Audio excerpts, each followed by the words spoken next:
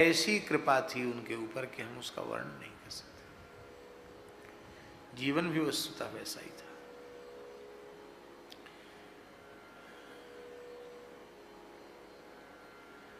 एक बार वो वृंदावन आए, हिताश्रम में रुके थे। उसमें उनकी शरीर की अवस्था 96 वर्ष की थी।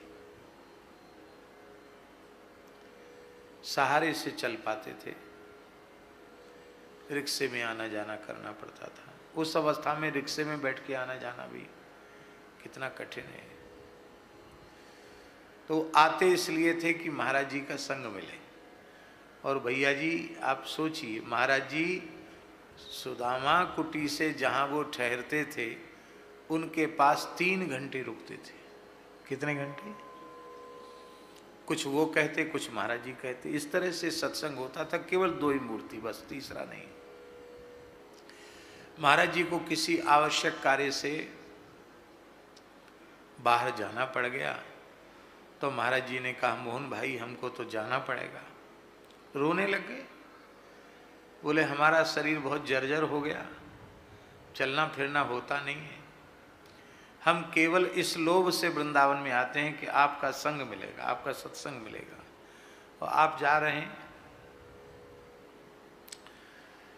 तो या तो मैं अपना टिकट बदलवा लूँ और मैं कल ही मैं भी चला जाऊँ, 2-3 दिन में मैं भी चला जाऊँ। विचार तो था कि कम से कम महीना भर वृंदावन में रुकेंगे। महाराज जी बोले हम तो 10-12-15 दिन में ही आ जाएंगे। बोले तब तक हम बिना सत्संग के कैसे रहेंगे?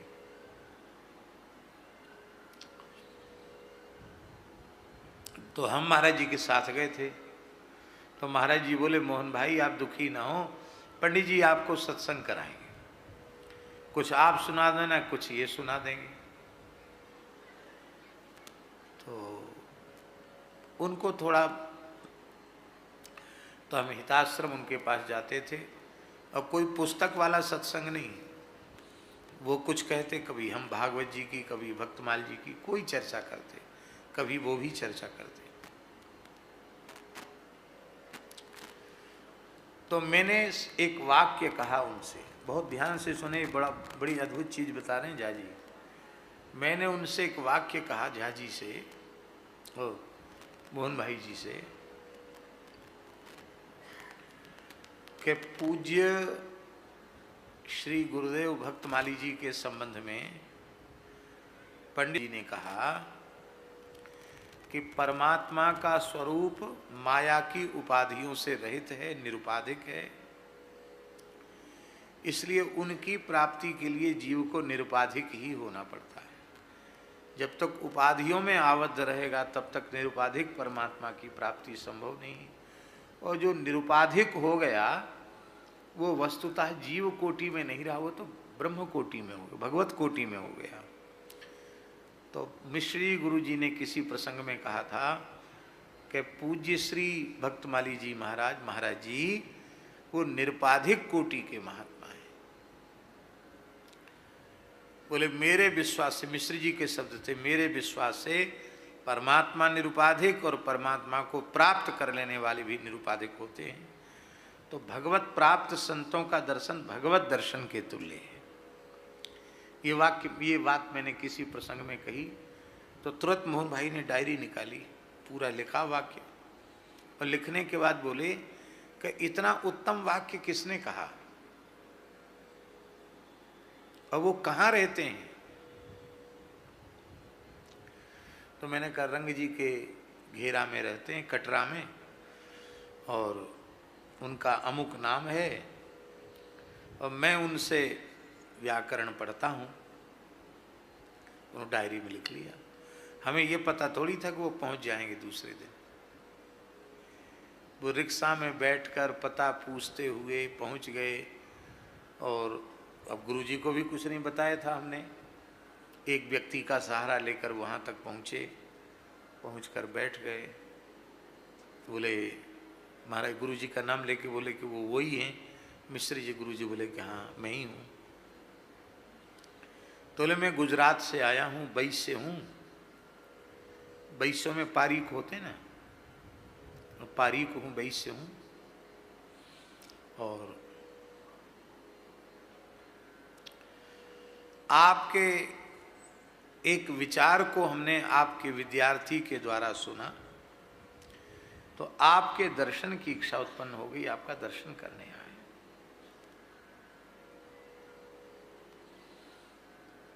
तो उन्होंने कहा कि गर्मी का समय है, आप पसीना पसीना हो रहे हैं, थोड़ा जल पी लीजिए। तो उन्होंने कहा कि जल पीने में समय नष्ट हो जाएगा, आप कोई सत्संग की बात बताइए। पानी नहीं पिया उन्होंने, और गुरुजी ने लगभग पौन घंटे तक उनको कुछ सुनाया और भावुक होकर उन्होंने सुना। बोले हम कृतार्थ हो गए और गए फिर लौट के। दूसरे दिन पूज्य मिश्र जी गुरुजी ने कहा कि सत्संग के प्रति ऐसी अगाध श्रद्धा वाला व्यक्ति मैंने जीवन में पहली बार देखा है, जो 96 वर्ष की अवस्था में इतनी भयंकर गर्मी में आए। बोले हमको पंखा की और पानी की जरूरत नहीं है, हमको तो सत्संग सुनाइए। गुरुजी ने गदगद होकर कहा, जिस मनुष्य की भगवत चरित्र श्रवण में, कथा कीर्तन सत्संग में ऐसी श्रद्धा हो जाए, उसे जीवन मुक्त समझना चाहिए। तो हम पढ़ने के बाद भैया जी फिर वहाँ, हमारा तो 12 से 3 समय था, हम फिर हिताश्रम पहुँच गए। तो हमने कहा आप वहाँ गए थे? बोले हाँ मैं गया। तो मैंने कहा आप बता देते तो हम चले चलते आपके साथ। कहे रात्रि जैसे तैसे व्यतीत कर पाया कि प्राण रह जाए, उन संत का दर्शन हो जाए। अब बहुत सुख मिला, बड़े अच्छे महापुरुष हैं। हम लोग उनका दर्शन करते ही कैसे दिव्य महापुरुष हैं। आज 88 वर्ष की आयु उनकी हो रही है और अद्भुत महापुरुष है मिश्र जी गुरु जी। तो मिश्र जी गुरु जी ने ये बात कही उस समय हमसे कि सत्संग में ऐसी श्रद्धा जिसकी उत्पन्न हो जाए, वो मरने के बाद मुक्त नहीं, जीते जी मुक्त है, जीवन मुक्त है। तो हमने उनको कहा मोहन भाई जी को आप गए थे, मिले? बोले हाँ मिले। तो उन्होंने कहा फिर आपकी चर्चा हुई क्या इस विषय में? बोले हाँ चर्चा हुई। तो गुरुजी ने क्या कहा? तो हमने गुरुजी का वाक्य दोहराया कि गुरुजी ने कहा कि मैंने अपने जीवन में इस प्रकार का सत्संग में निष्ठा रखने वाला व्यक्ति नहीं देखा। ऐसी निष्ठा जिसकी सत्संग में हो जाए, उसे मरने के बाद मुक्त नहीं, जीवन मुक्त समझना चाहिए। तो तुरंत उन्होंने अपनी डायरी में यह वाक्य भी लिख लिया, अपने लिए नहीं लेकिन एक महापुरुष का वचन है, तुरंत अपनी डायरी में लिख लिया। सत्संग के प्रति निष्ठा बहुत जरूरी है। चाहे जितना भजन साधन कर लो, स्वाध्याय कर लो, बड़े बड़े कठोर साधन कर लो, यदि सत्संग में श्रद्धा उत्पन्न नहीं हुई तो हमारा जीवन व्यर्थ है। इसलिए हम उन सबको प्रणाम करते हैं जिनकी सत्संग में ऐसी श्रद्धा उत्पन्न हो गई है कि वे सत्संग छोड़ नहीं पाते हैं, लीला छोड़ नहीं पाते हैं।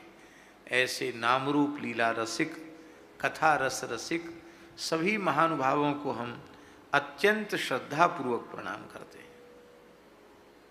प्राप्ति श्री कृष्ण लीला की प्राप्ति, 10वें स्कंध की प्राप्ति, ये भूमिका का निर्माण हो रहा था अब तक। सर्ग, विसर्ग, स्थान, पोषण, ऊति, मनवंतर, ईशानु कथा, निरोध, मुक्ति और आश्रय, जो 10 लक्षण हैं, उनमें 9वें स्कंध का लक्षण है ईशानु कथा। और 10वें स्कंध का लक्षण वल्लभाचार्य जी के अनुसार निरोध, और श्रीधर स्वामी प्रभृति आचार्यों के मत से आश्रय। दोनों ही अपने आप में ठीक है।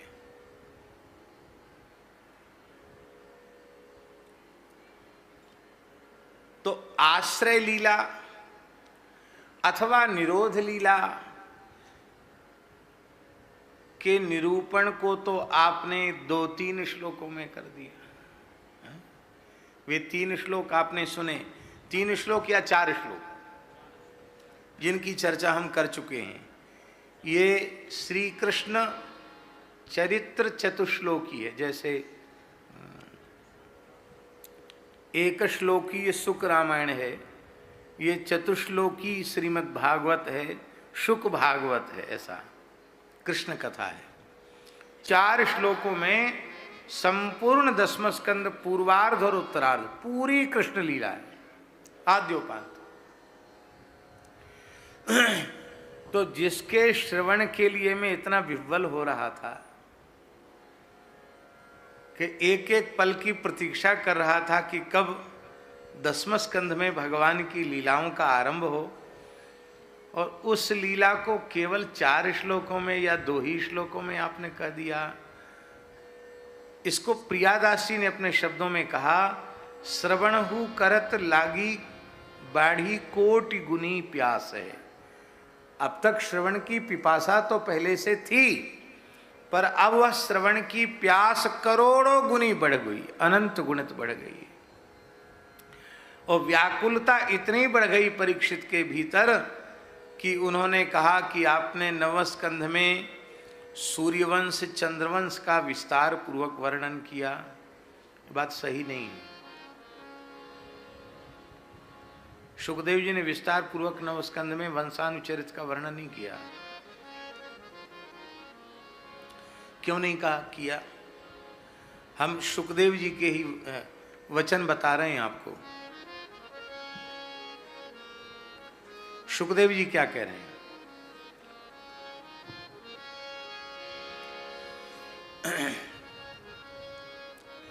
सुखदेव जी कह रहे हैं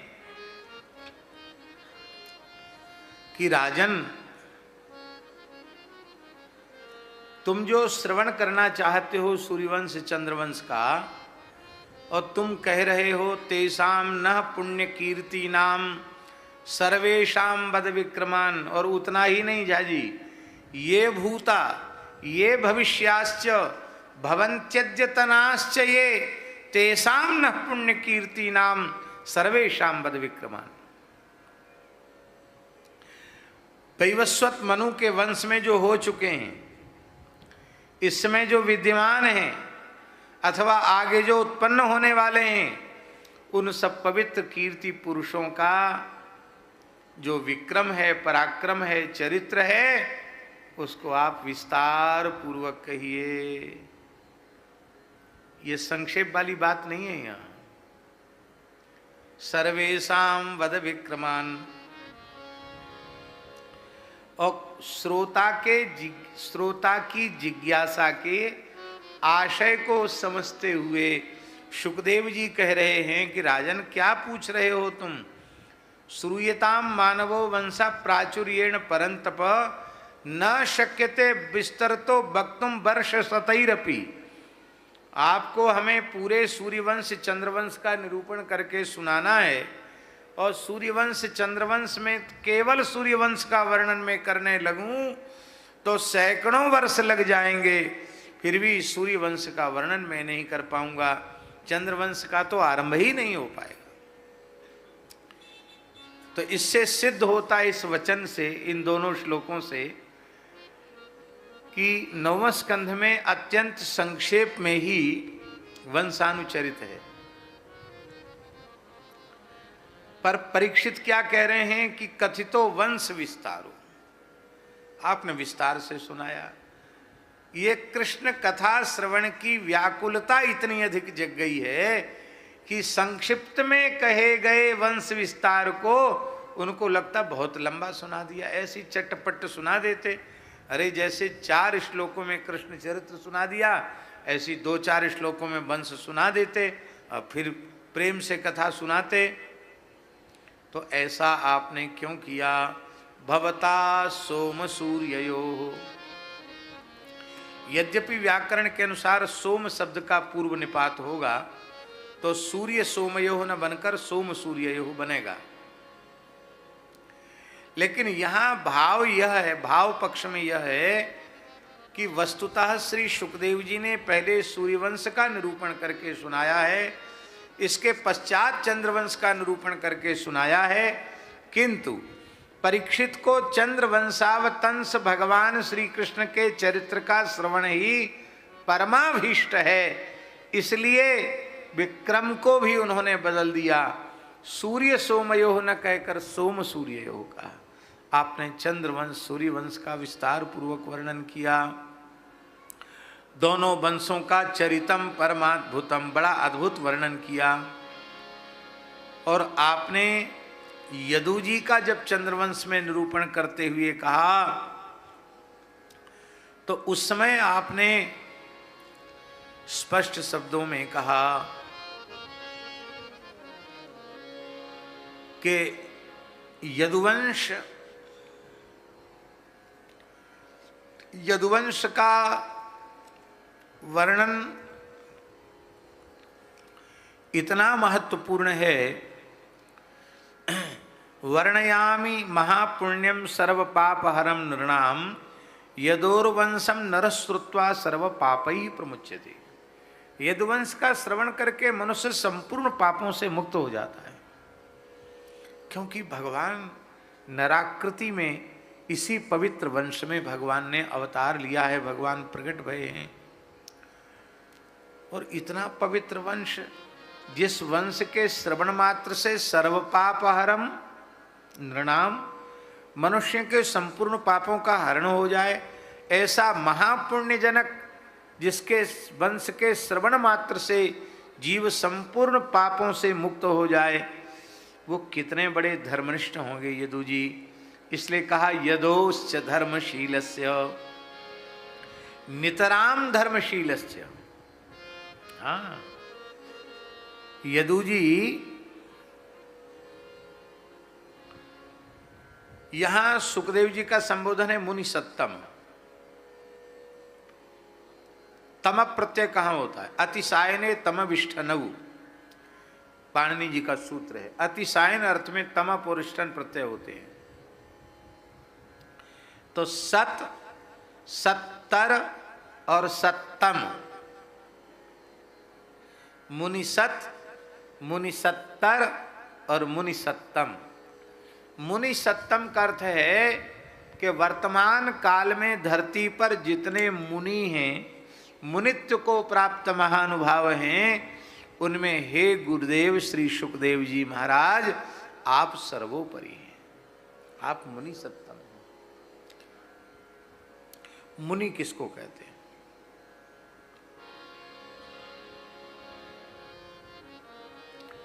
हमारे जैन संप्रदाय के संतों को भी मुनि कहते हैं, जैन मुनि।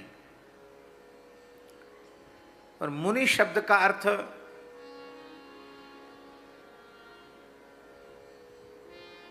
क्या है? मुनि शब्द का अर्थ है मनु अवबोधने धातु से औणादिक प्रत्यय होकर के मुनि शब्द निष्पन्न होता है, जिसका सरलार्थ है मननशील। जो मनन करता है उसे मुनि कहते हैं। किसका मनन? शरीर संसार का मनन चिंतन नहीं, भगवान नाम रूप गुण लीला का अहर्निश जो मनन चिंतन करता है उस महापुरुष को मुनि कहते हैं। वो केवल मुनि है, और मुनियों में जो श्रेष्ठ है वो मुनि सत है, उनमें जो और अधिक उत्कृष्ट है वो सत्तर है, और वो भगवत लीला का के चिंतन मनन करने वालों में जो सर्वोपरि है वो मुनि सत्तम है। इसका तात्पर्य है, हे परमहंस चक्र चूड़ामणे, हे गुरुदेव, हे श्री शुकाचार्य जी, आपकी वृत्ति तो क्षणार्ध के लिए भी भगवत लीला से बाहर आती ही नहीं है। ये मुनि सत्तम शब्द का अर्थ है आप धर्मशील, नितराम धर्मशील जो यदु हैं, उन यदु के चरित्र का वर्णन करें, यदु के चरित्र का वर्णन करें।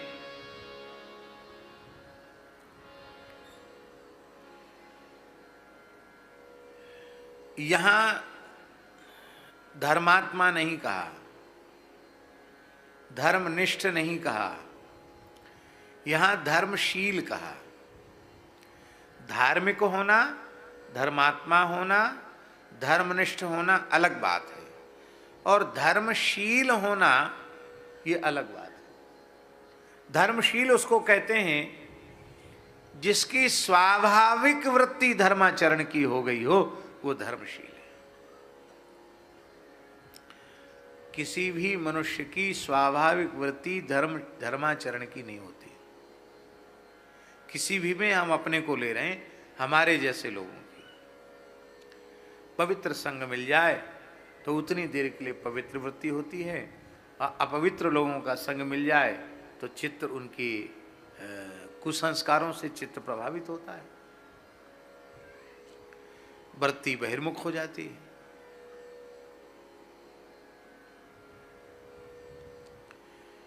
धर्मशील उस व्यक्ति का नाम है स्वप्न में ही जिसकी बुद्धि वृत्ति अधर्म में न जाती हो। और झाजी यदु जी इतने बड़े धर्मशील व्यक्ति हैं कि अपने उपदेश का पात्र भगवान दत्तात्रेय ने यदु जी को चुना। और श्री कृष्ण उद्धव संवाद में एकादश स्कंध में अपने पूर्वज यदु और दत्तात्रेय भगवान का जो संवाद है 24 गुरुओं का, वो स्वयं श्री कृष्ण उद्धव जी को सुना रहे हैं। इससे सिद्ध होता है कि यदु जी का जीवन कैसा था।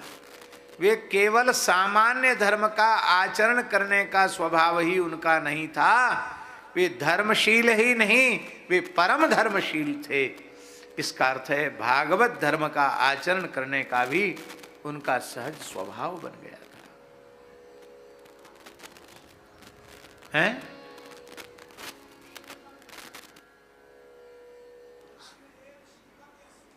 हाँ,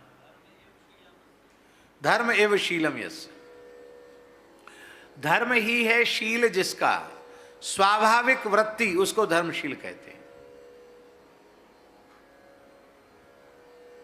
हम लोग अच्छे काम करते हैं चतुर्वेदी जी, अच्छे संगवश, और जब बुरी वृत्ति बुरे संस्कार जगते हैं तो सब बातें भूल जाते हैं। ज्ञान वैराग्य सत्संग सब धरा रह जाता है। काम क्रोध के उद्वेग जब चित्त में उठते हैं तो खूब अक्रोध पर प्रवचन करने वाला व्यक्ति क्रोध में आग बबूला हो जाता है। निष्कामता की बातें करने वाला व्यक्ति कामना के अग्नि में जलने लग जाता है। निर्लोभता की बातें करने वाला व्यक्ति चमड़ी चली जाए पर दमड़ी न जाए, ऐसी वृत्ति उसकी हो जाती है। पर धर्मशील उसको कहते हैं, धर्माचरण की वृत्ति जिसकी बन गई हो वो धर्मशील है। लगता है उन्हीं की इस धर्मशीलता के ऊपर प्रसन्न होकर भगवान ने उन्हीं के वंश में अवतार लेने का निश्चय किया। तो तत्रांसेनावतीर्णस्य, तत्र माने तस्मिन्निति तत्र, सप्तम्यास्त्रल, सप्तमी में त्रल प्रत्यय होता है। तो तस्मिन्निति तत्र माने तस्मिन वंशे एव, उस वंश में ही अवतार लेने का भगवान ने क्यों निश्चय किया? क्योंकि भगवान धर्म स्थापन के लिए आ रहे हैं। यदा यदा ही धर्मस्य ग्लानिर्भवति भारत अभ्युत्थानम धर्मस्य तदात्मानं सृजाम्यहम् परित्राणाय साधूनां विनाशाय च दुष्कृतां धर्म संस्थापनार्थाय संभवामि युगे युगे। तो धर्म संस्थापन के लिए भगवान को आना है, तो किसके वंश में आएंगे? भगवान धर्मशील के वंश में आएंगे। इसलिए भगवान ने ये खोजा। एक पूज्य बक्सर वाले मामा जी के भाव की का स्मरण हुआ, उसकी चर्चा हम कर देते हैं। बक्सर वाले मामा जी ने भगवान श्री राम के चरित्र में मनु शत्रुपक के प्रसंग में एक बड़ा सुंदर भाव दिया, उनकी वाणी से हमने सुना। जो वस्तु प्राप्त नहीं होती है उस अप्राप्त वस्तु की कामना ही प्रायः सकाम भक्त लोग वरदान के रूप में प्रस्तुत करते हैं। तो प्रियव्रत उत्तानपाद 2 पुत्र हैं, 3 पुत्रियां हैं, और भगवान भी वंश में प्रकट ही हुए हैं। भरा पूरा परिवार है मनु जी का, किंतु फिर भी वे चाहते हैं कि मनुष्यों को आचार संहिता ठीक से समझाने के लिए भगवान अवतार लेवें। तो यह अर्थ तो है ही है कि चाहूं तुम्हें समान सुत, आपके जैसा चाहिए, आप आ जाइए पुत्र के रूप में। तो भगवान कह रहे हैं, आप सरिस खोजों कह जाई, नृप तब तनय होहु में आई। इसका अर्थ एक सरलार्थ है कि मैं अपने जैसा कहाँ खोजने जाऊं, मेरे जैसा तो मैं ही हूं, इसलिए मैं स्वयं ही अवतार लूंगा। यह अर्थ तो स्पष्ट है। पर पूज्य बक्सर वाले महाराज जी ने अर्थ किया कि ठाकुर जी ने कहा कि तुम परम निष्काम हो, तुम्हारे मन में पुत्र की इच्छा नहीं है, पर ये मैं सत्य संकल्प हूं, मैंने संकल्प किया कि तुम्हारे मुंह से पुत्र रूप में मुझे प्राप्त करने का भाव निकले, तो मेरे संकल्प से तुम्हारे मन में मुझे पुत्र रूप से प्राप्त करने की कामना हुई है। ध्यान में आई बात, ये आपकी कामना नहीं है, आपके भीतर कामना को जागृत करके मैं आपके मुख से बुलवा रहा हूं, क्योंकि मैं स्वयं भी अवतार लेना चाहता हूं। तो अवतार लूंगा मनुष्य रूप में, तो मैया बाप तो खोजने पड़ेंगे। तो कहते आप सरिस खोजों कहाँ जाई, हैं? आप सरिस खोजों कहाँ जाई, आपके जैसा पिता कहाँ मिलेगा और शत्रुपा जी के जैसी माता कहाँ मिलेगी, इसलिए आप सरिस खोजों कहाँ जाई, ऐसे मैया बाबूजी कहाँ मिलेंगे दूसरे, इसलिए आप सरिस खोजों कहाँ जाई, नृप तब तनय होहु में। कितना प्यारा भाव है, आप सरिस खोजों कहाँ जाई, आपके जैसा कैसे, आपके जैसे न पिताजी मिलेंगे और न शत्रुपा जी की जैसी माता जी मिलेंगी, इसलिए नृप तब तनव होहु में आई, इसलिए मैं आपका पुत्र बन करके धरती पर आऊंगा।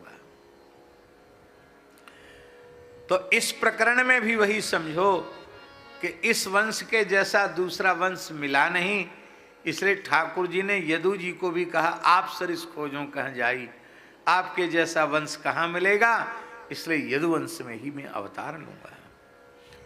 अवतीर्य यदोर्वंशे भगवान भूत भावना। ये भूत भावन शब्द का अर्थ क्या है?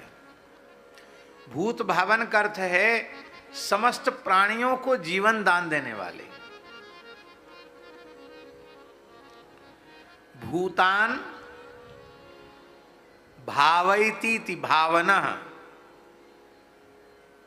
भावना में ल्युट प्रत्यय होता है, उससे अन होकर के भावन शब्द बनता है, माने प्राणी मात्र को प्राणियों के जीवन प्रदाता आप ही हैं। भूत भावन माने समस्त प्राणियों के जीवन दाता।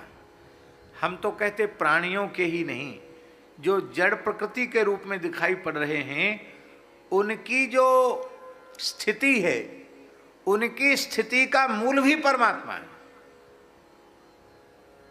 समझ में ही बात, भगवान की सत्ता से ही इस जगत की सत्ता है, प्रकृति की सत्ता है। भगवान के बिना इस प्रकृति की कोई सत्ता नहीं, भगवान के बिना इस चेतन जीव की कोई सत्ता नहीं, और भगवान के बिना इस अचेतन प्रकृति की भी कोई सत्ता नहीं। इसलिए भगवान का नाम है भूत भावना। ये भगवान भूत भावन है। इस पृथ्वी में गंधवत्व इसलिए है क्योंकि इसमें भगवान है। इस आकाश में शब्द गुणकत्व इसलिए है क्योंकि इसमें भगवान है? ये जितने पृथ्वी जल तेज वायु आकाश, इनमें जो उनके जो विशिष्ट गुण हैं वो गुण भगवान के कारण ही हैं। इसलिए जड़ चेतन सबको, सबके जीवन दाता सर्वात्मा भगवान श्री कृष्ण हैं। उन्होंने यदु जी के वंश में अवतार लेकर के कौन कौन सी लीलाएं की, तानि नो वद विस्तरात, उनको आप विस्तार पूर्वक कहें। इसका मतलब जिसका संक्षेप किया जा सकता था उसको तो आपने संक्षिप्त कर दिया, और जिसका विस्तार करना चाहिए था उसका अति संक्षेप कर दिया। तो अति संक्षेप में कृष्ण कथा श्रवण से मुझे तनिक भी संतुष्टि नहीं है। आप तो विस्तार से कहिए। यद्यपि हम कह चुके हैं कि वंशानुचरित भी संक्षेप में ही कहा गया है, लेकिन कृष्ण कथा श्रवण की व्याकुलता इतनी है कि संक्षेप में सुना हुआ वंश का वर्णन उनको विस्तार में लगता है कि बहुत विस्तार से कह दिया। आप कहिए। और विचित्र बात यह है कि इतनी व्याकुलता है कथा श्रवण की, ऐसी जिज्ञासा है परीक्षित की, इसको देख कर भी सुखदेव जी शांत बैठे, कुछ नहीं बोल रहे, खाली मंद मंद मुस्कुरा रहे हैं, परीक्षित की ओर अपनी करुणा भरी दृष्टि से देख रहे हैं और मन ही मन प्रसन्न हो रहे हैं। धन्य हो राजर्षे, धन्य हो, धन्य हो, तुम्हारे अंतःकरण की पूर्ण शुद्धि हो चुकी है। बिना अंतःकरण के शुद्ध हुए भगवत चरित्रों के श्रवण की ऐसी व्याकुलता उत्पन्न नहीं होती है। लेकिन मैं मौन सकारण हूं, मैं अभी तुम्हारे भाव को सुनकर तृप्त नहीं हो पाया हूं, और कुछ कहो। हाँ, इसलिए सुखदेव जी मौन है। कथा कहने लग जाते तो ये दिव्य दिव्य भाव जो परीक्षित के मुखारविंद से निकले हैं, उन भावों के श्रवण से हम लोग वंचित रह जाते। और मध्यम कोटि भवौषधात्, ये मध्यम कोटि है। और अधम कोटि जिसमें हमारे जैसे लोग हैं, श्रोत्र मनोभिरामात्,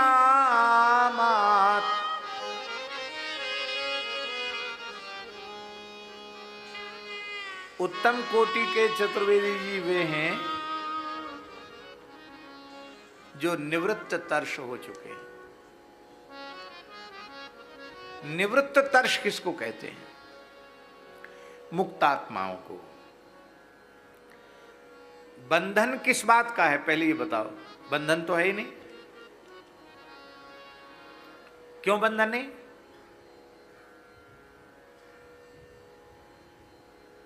गधे पालने वाले लोग वो क्या करते हैं कि शुरुआत में तो गधे को बांधते हैं और बाद में कहाँ तक रस्सी लावें, रस्सी टूट गई तो गधे को बांधते नहीं हैं, कान पकड़ के गधा को खींचकर खूंटा तक लाते हैं और झूठ मूठ के बांधने का नाटक करते हैं, उसकी नार झुका के ऐसे ऐसे करते हैं। उसी में वो गधा समझ लेता है कि मैं बंध गया और पूरी रात वहीं खड़ा रहता है। और सवेरे जब उसके गधाशाला से उस गधे को काम पे जाने के लिए उनका मालिक गधे वाला प्रेरित करता है तो उसको धक्का देता है, फिर भी वो हटता नहीं। वो सोचता मैं तो बंधा हुआ हूं। बंधा कुछ नहीं है, न नीचे खूंटा है और न गले में रस्सी है, फिर भी उसे विश्वास है कि मैं बंधा हुआ हूं। तो वो क्या करता है, वो भूल जाता है कि मैंने इसको बांधा था, तो वो फिर चाबुक मारता है। तो चाबुक मारता है तो गधा वहीं उछटता है, ऐसे वहां से हटता नहीं है। तब उसको याद आता कि हटता क्यों नहीं, यहीं छटपटा रहा है। तब ध्यान आता है कि कल मैंने झूठ मूठ का बांधा था, आज झूठ मूठ के खोलने का नाटक भी करना पड़ेगा। और जैसे ही उसकी कान पकड़ के नार दबा के और झूठ मूठ खोलने का नाटक करता है, फिर गधा को ऐसे इशारा कर तो गधा चल पड़ता है। वस्तुतः हम देह हैं ही नहीं भैया जी। पंचात्मकं देहमिदं न तेस्ति, मदालसा माता कह रही, पंचात्मकं देहमिदं न तेस्ति, नैवास्य त्वं रोदिसि कस्य हेतो। तुम शरीर नहीं हो और शरीर तुम्हारा नहीं है, तो हे बालक कस हेतु हो रोदिसी, किस हेतु से रो रहे हो ये तो बताओ। ये हर्ष शोक श्रम जरा मृत्यु ये सब देह के धर्म हैं, आत्मा के धर्म नहीं है। इसलिए जीव न स्त्री है, न पुरुष है, न नपुंसक है, न देवता है, न दैत्य है, न मनुष्य है, न ब्राह्मण है, न चांडाल है, न स्त्री है, न पुरुष है, न पशु पक्षी कीट पतिंग है, न भूत प्रेत है, न ये वृक्षादि वनस्पति है, कुछ नहीं है। ये सब परिचय जो है कि ये देवता है, ये दैत्य है, ये स्त्री है, ये पुरुष है, ये इत्यादि प्रकार का जो परिचय है, ये जीवात्मा का परिचय नहीं है, ये शरीरों का परिचय है। और इस जीव के संस्कृति के चक्र में पड़े रहने का कारण ही शरीर भाव है, देह भाव है। मैं शरीर हूं और शरीर से संबद्ध संसार मेरा है। इसी के कारण पुनरपि जननम पुनरपि मरणम पुनरपि जननी जठरे शयनम, धुविया जल विच मरत प्यासा, कबीर जी का पद है। पर अब देह भाव को स्वीकार करने के कारण ये सारे देह के धर्म हमको व्याप्त हो गए। हम शरीर नहीं और शरीर हमारा नहीं, तो शरीर से संबद्ध संसार हमारा कैसे हो सकता है? ये स्त्री पुत्र भाई बहन पिता माता ये सब हमारे कैसे हो सकते हैं? हम शरीर होते तो ये सब हमारे होते ना, हम शरीर हैं। और जब हम शरीर ही नहीं हैं तो शरीर से संबद्ध संसार हमारा कैसे हो सकता है?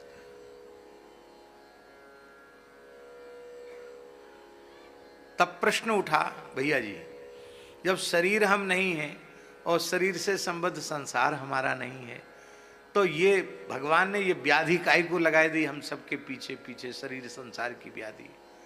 भैया ये शरीर संसारी व्याधि नहीं है, उपाधि नहीं है, ये भगवान ने अत्यंत कृपा करुणा करके उपासना के लिए दिया है। शरीर संसार भोग के लिए नहीं मिले हैं, शरीर संसार केवल उपासना के लिए मिले हैं। पर उपासना की सामग्री को हमने भोग की सामग्री बना दिया, यही हमारी विपत्ति का कारण है।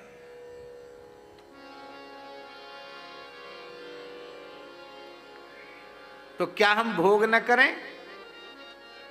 अरे भाई भोग मत भोगो, ठाकुर जी के सामने जब तक जाता है तब तक रहता है भोग, और जब ठाकुर जी उसे अंगीकार कर लेते तो भोग नहीं रह जाता, फिर हो जाता है प्रसाद, और प्रसादस्तु प्रसन्नता।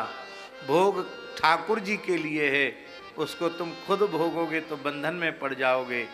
और सब कुछ भगवान को निवेदित करो, प्रसाद रूप में स्वीकार करो, बंधन नहीं होगा, मोक्ष हो जाए।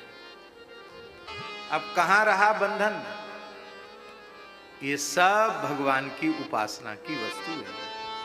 पर जो भगवान की उपासना के लिए मिली थी उसको हमने भोग की सामग्री बना दी।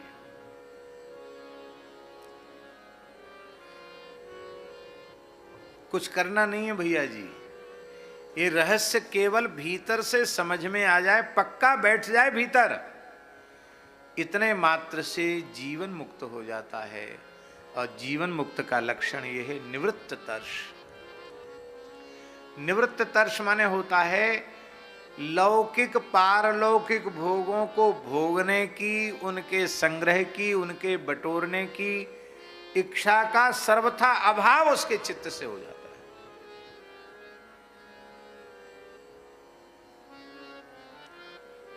और हम सरल शब्दों में कहें तो न कुछ पाना शेष रह जाता है और न कुछ करना शेष रह जाता है। कृतकृत्यता आ जाती है, कृतार्थता आ जाती है। संसार की कोई वस्तु नहीं चाहिए, परलोक में भी नहीं चाहिए। ये निवृत्त तर्ष का लक्षण क्या है? न नाकप्रस्थं न च पारमेष्ठ्यं न सार्वभौमं न रसाधिपत्यं न योगसिद्धि पुनर्भवं वा समंजसत्वा विरहैकांक्षे। हे सर्व सौभाग्य निधे, हम आपसे आपको मांगते हैं, चाहते हैं, आपके अतिरिक्त हमें कुछ नहीं चाहिए।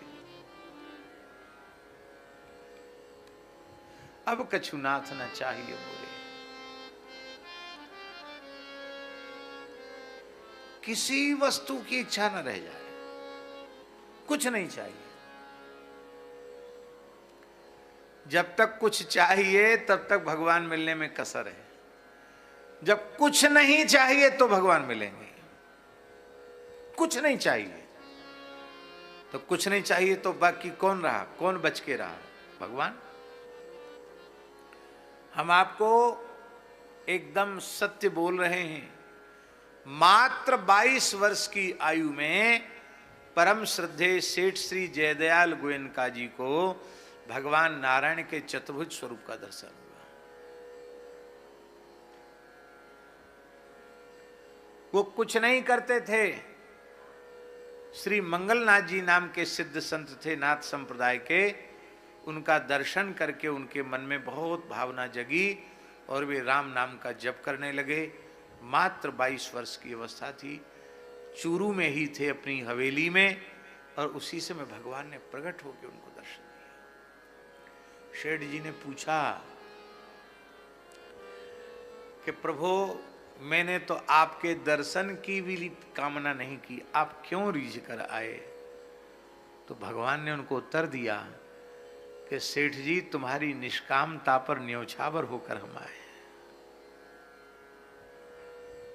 तुम एक ऐसे व्यक्ति हो कि संसार की किसी वस्तु को पाने की इच्छा तुम्हारे मन में नहीं, परलोक में भी किसी भोग पदार्थ को पाने की इच्छा तुम्हारे मन में नहीं है।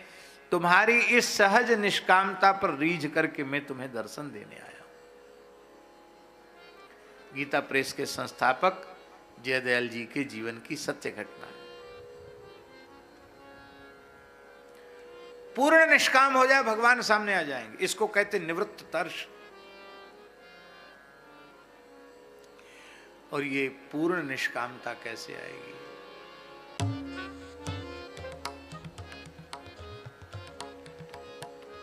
इसका मतलब है कि भगवान के प्रति जैसी महत्व बुद्धि तुम्हारे भीतर उत्पन्न होनी चाहिए थी, वो महत्व बुद्धि नहीं जगी। संसार के प्रति, भोगों के प्रति ही तुम्हारी महत्व बुद्धि बनी हुई है। जब भगवान के प्रति महत्व बुद्धि हो जाएगी तो महाराज जी, संसार का सारा वैभव मलमूत्र से गया बीता लगेगा। रमा विलास राम अनुरागी, तजत बमन इव नर बड़भागी। इसको कहते हैं निवृत्त तर्ष। श्री सनकादिक भगवान इस कोटि के हैं, श्री सुखदेव जी महाराज इस कोटि के हैं, श्री देवर्षि नारद जी इस कोटि के हैं, श्री हनुमान जी इस कोटि के हैं। आहा, क्या कहना।